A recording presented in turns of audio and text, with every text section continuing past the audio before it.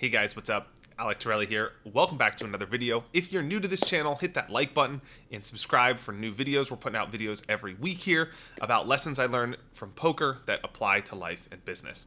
So this video is a reflection on the last video I made, which is called Don't Do This If You Want to Build a Brand. And it was about these street performers that I saw in New York City. They were doing everything they could to elicit the most amount of donations from the audience, and they overpromised and underdelivered on the finale that they had. So they elicited donations halfway through the performance, and then they said, we're doing this epic finale. The finale wasn't as good as they said it would be, and I made the argument that they should have thought more long-term about their brand, or that people in general watching, it would be prudent to think long-term when asking for a sale or selling a product or thinking about your reputation, because that's a good thing to do if you're trying to build a brand or sell a product or a business. But I got some comments about the last video that these people in the street performers are not trying to do that. Their goal is to make as much money as possible on every single performance because they don't have repeat customers, right? If I told you these street performers I saw sucked, don't go see them or don't pay them money in New York City,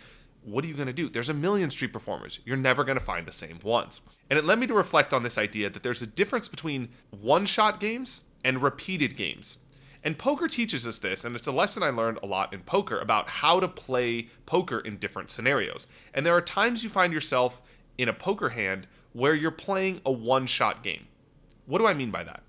A one-shot game is a situation that exists in a vacuum. It's only going to happen once. You're not going to run that situation or simulation thousands of times. An example, you're playing in a tournament, you're at the final table, you're playing against a guy from Switzerland, and you've never played a hand with him before, and you're at the final table, you're not going to play hands with him again in the future. You would be well served to just do everything you can to get the maximum edge and exploit him the most if you think you can get away with some crazy play that if he catches you, you won't be able to make a second time, but you only have the opportunity to make it once. This is a one-shot game. There are other circumstances in poker where you're playing repeated games. For example, you go to your local casino that you play at 4 times a week, you play against the same 5 or 6 regulars. You can't just do these one-off plays and hope to get away with it, because if you do them multiple times and you keep trying to go back to the well, good observant players will notice this and they'll make adjustments. Most things in life are repeated games. You play sports, you watch tennis. You can't just hit a ball and then serve and volley and do that every single time, because you have to mix it up. Your opponents are going to catch what you're doing. You can't just serve the ball in the same place every time, because your opponent's going to know and he's going to move and adjust, and then your serve will not be effective. So what you'd have to do is adopt a mixed strategy. But most important, this is what game theory teaches us. But how does this really apply to life?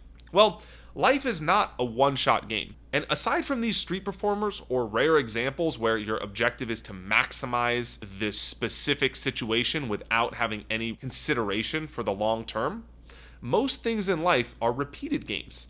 In other words, you're playing them for the long term, and your long-term strategy is more important than your short-term opportunity. Your long-term opportunity to gain is more important than the short-term sale. For example, in branding or business, it means that building equity around your brand and your reputation and building trust with your clients, your readers, your fans is more important than getting the short-term sale. So we can't think like the street performers. But a lot of people make this mistake in business or branding. They make their ads, for example, if you're a big company running ads, their ads are directly focused on immediately going for the sale. They're asking for something. They're saying, hey, this is our product. We're the best. We're number one. Our shoes are made in this way from this fabric. They're cool. People say they're the best. Buy our shoes. It's a short-term game. They're going for the one-shot play. But what do great companies do? Think about Nike. Their slogan is just do it. They're selling you their vision about the world. And you're not buying the fact that their shoes are stitched well. Of course, they make a great product. If they made terrible shoes, nobody would buy them. They make great shoes. But every company would argue that they make great shoes. And I'm sure a lot of companies can make great products. They can make great t-shirts. But how does one distinguish themselves from another in a world where there's a sea of competition? They don't sell you what you're buying. They sell you why you're buying it, because they're playing the long-term repeated game. Nike's latest commercial is Write the Future. Their campaign is don't change your dream, change the world.